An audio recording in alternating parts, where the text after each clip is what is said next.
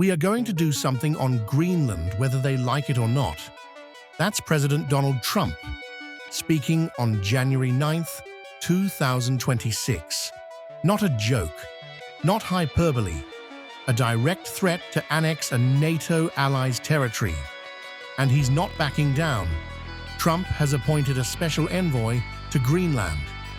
Republicans in Congress have introduced legislation to make it the 51st state. The White House is actively discussing payment offers to Greenland's 57,000 residents, and Trump refuses to rule out military force. Denmark's Prime Minister says it would end NATO. Greenland's leaders call it utterly unacceptable. Even senior Republicans are breaking ranks, calling it strategic self-harm. So what's actually happening here? Is this just Trump being Trump? Or are we watching the beginning of the biggest foreign policy crisis since World War II? Today, we're breaking down Trump's plan to annex Greenland, why it matters, and why experts are genuinely terrified this might actually happen. First, let's establish what we're talking about, because Greenland isn't just some random island. Greenland is the world's largest island, 836,300 square miles. That's roughly the size of Austria, Belgium, Denmark, France, Germany, Ireland, Italy, Poland, Portugal, the Netherlands, and the United Kingdom combined. But it only has 57,000 people living there, about the same population as Portland, Maine. Greenland is technically part of the Kingdom of Denmark, but it's been semi-autonomous since 1979. It has its own government, its own prime minister, its own parliament.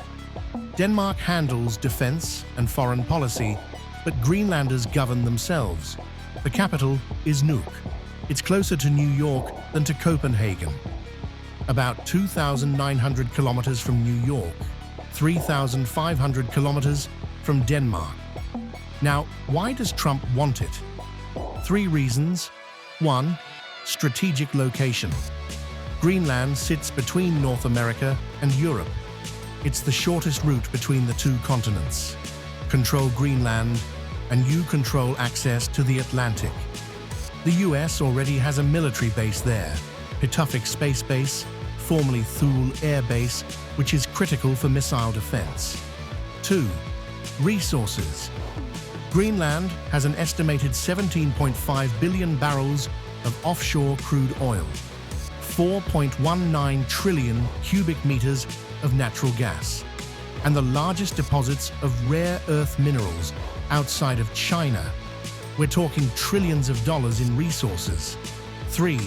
The Arctic race. As climate change melts Arctic ice, new shipping routes are opening. Russia and China are both expanding their presence in the Arctic. Trump argues that if the US doesn't take Greenland, they will. So that's the stakes.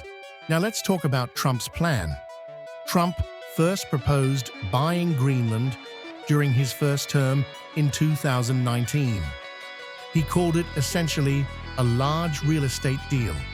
Denmark's prime minister at the time called the idea absurd. Trump cancelled a planned visit to Denmark in response, calling her comments nasty, but Trump never let it go. And now, he's back with a more detailed plan. According to Reuters, the White House is discussing direct payments to Greenlanders to win support for annexation. One proposal: pay each of Greenland's 57,000 residents $100,000. Total cost: about $5.6 billion.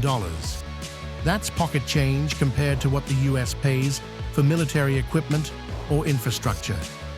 For context, the US spent $877 billion on defense in 2024. $5.6 billion is 0.6% of that.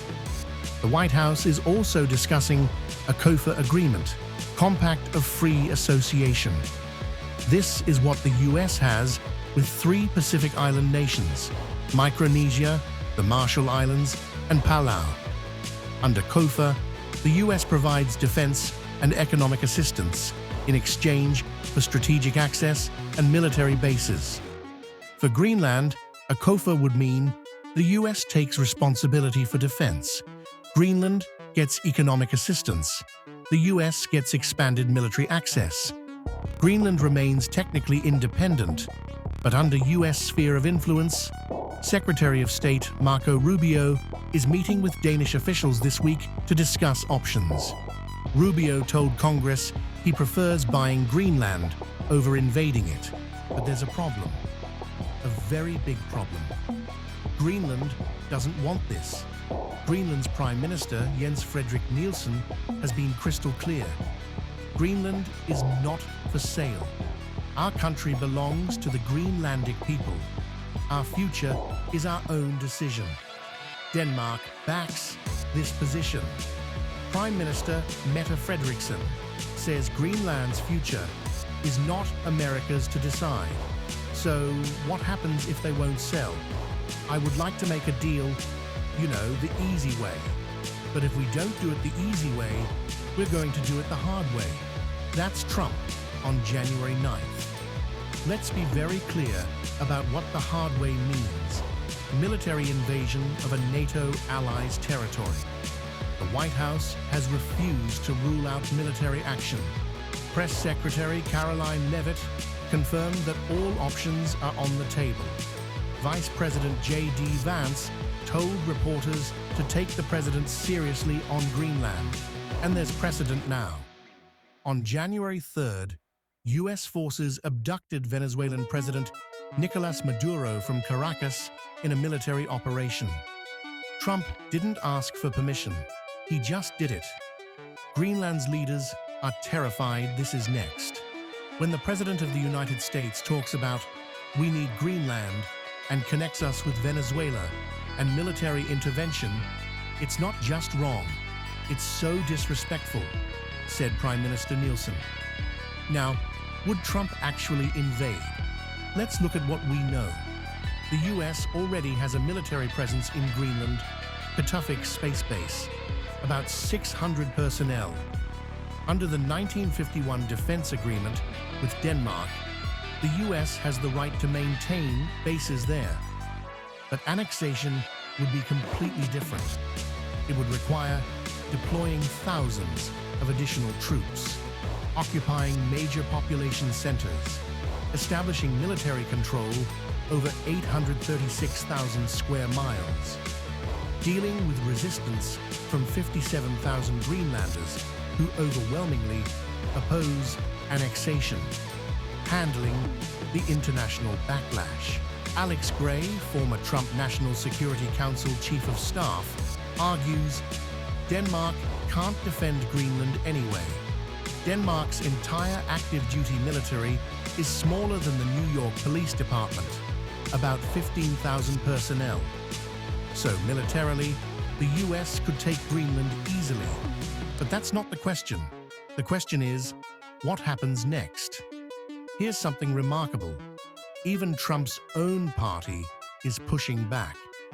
Senator Mitch McConnell, one of the most senior Republicans in Congress, called Trump's threats unseemly and counterproductive. He said using force would be an especially catastrophic act of strategic self-harm. Senator Lisa Murkowski of Alaska warned that force would degrade both our national security and our international relationships. Representative Don Bacon of Nebraska called it appalling and really demeaning.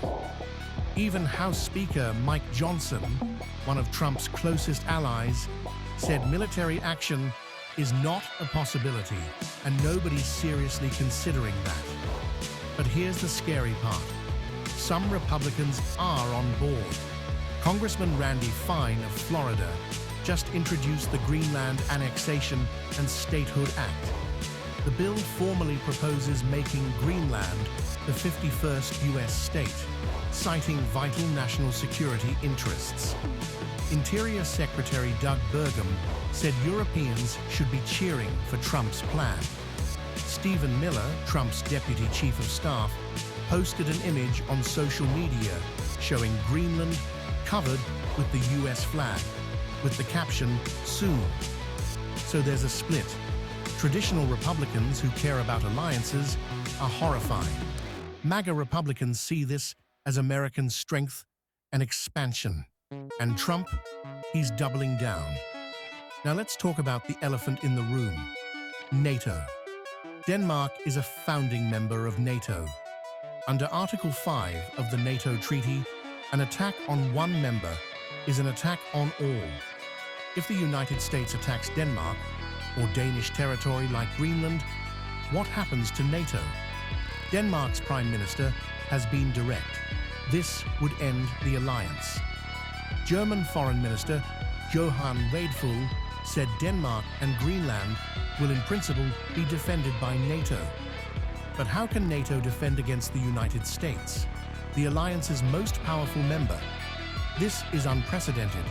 NATO was created to defend against external threats, primarily the Soviet Union, now Russia. The entire structure assumes member nations cooperate. If the US attacks a member nation, the alliance collapses immediately. European leaders are publicly staying calm, focusing on Ukraine and defense spending. But behind closed doors, experts say they're panicking. Keir Giles from Chatham House, a UK think tank, told Al Jazeera, "The pandering to Trump has been an element of our strategy, but another element is preparing urgently for the final rupture with the United States." Some European officials are discussing deploying NATO troops to Greenland as a deterrent, essentially daring Trump to attack NATO forces. But here's the really dark scenario. If NATO collapses, what happens to Ukraine? What happens to the Baltic states, Estonia, Latvia, Lithuania, that depend on NATO protection from Russia? What happens to Taiwan, which depends on the perception of American reliability? The entire post-World War II order is built on the idea that democracies defend each other. Trump annexing Greenland destroys that foundation. Now let's talk about who benefits from this chaos. Trump says he wants Greenland to prevent Russia and China from taking it. If we don't do it, Russia or China will take over Greenland, and I'm not going to let that happen. But here's the irony. By threatening to annex Greenland, Trump is doing exactly what Russia and China want. Think about it from their perspective. Russia wants NATO destroyed. Putin has spent decades trying to weaken the alliance. If Trump does it for him by attacking Denmark, Russia wins without firing a shot. China wants to delegitimize American global leadership. If the US starts invading and annexing territory, China can point to this every time someone criticizes their actions in the South China Sea or toward Taiwan. You call us expansionist? Look what America is doing in Greenland. Both Russia and China want Europe isolated from America. If NATO collapses, Europe becomes much more vulnerable. Russia can expand westward. China can expand influence through economic deals with desperate European nations. John Mearsheimer, a prominent international relations scholar, told Al Jazeera that if the US annexes Greenland, US and Russian ideologies would be in alignment, leaving Europe as an island of liberalism. Think about that. The United States and Russia aligned, both pursuing territorial expansion, both ignoring international law, both operating as empires. That's the world Trump is creating. So where does this go? Let me give you 3 scenarios, from least to most catastrophic. Scenario 1. Trump backs down. International pressure mounts. Republicans in Congress block funding. Marco Rubio's negotiations fail. Trump tweets some threats, but ultimately drops it. Probability 30%. Scenario 2. Economic coercion. Trump doesn't invade, but he puts massive economic pressure on Denmark and Greenland. Tariffs, aid cuts, diplomatic isolation. The US offers Greenland a deal. Take the money and COFA arrangement, or suffer economically. This is messy and damages alliances, but doesn't involve military force. Probability: 50%. Scenario 3, military annexation. Trump orders military action. US forces occupy Greenland. Denmark protests, but can't physically resist. NATO collapses or becomes meaningless. Russia invades Baltic states. China moves on Taiwan. A post-World War II order ends. Probability: 20%. That third scenario sounds extreme, but consider this. A week ago, did you think the US would abduct Venezuela's president? Trump has shown he's willing to use military force unilaterally. He's appointed officials who support Greenland annexation. He's introduced legislation. He's told the world he's doing this whether they like it or not. Foreign Policy magazine called this potentially the greatest foreign policy blunder since the Vietnam War. Others compare it to the hubris that led to imperial collapse throughout history. As of right now, Marco Rubio is meeting with Danish officials. The White House is actively discussing payment plans, and Trump keeps talking about it every chance he gets. Here's what we know for certain. Trump wants Greenland. Badly. He's willing to threaten force to get it. The country he's threatening is a NATO ally. Even his own party is divided. And the consequences? NATO's collapse, emboldened Russia and China, the end of the rules-based international order, could reshape the world for generations. Greenland's Prime Minister said it best. No more pressure, no more hints, no more fantasies about annexation. But Trump isn't listening. The question isn't whether he'll try. The question is how far he'll go. Thanks for watching. If you found this analysis valuable, please like and subscribe. Check the description for all sources. And let me know in the comments, do you think Trump will actually try to take Greenland? And what should NATO do if he does? See you in the next one.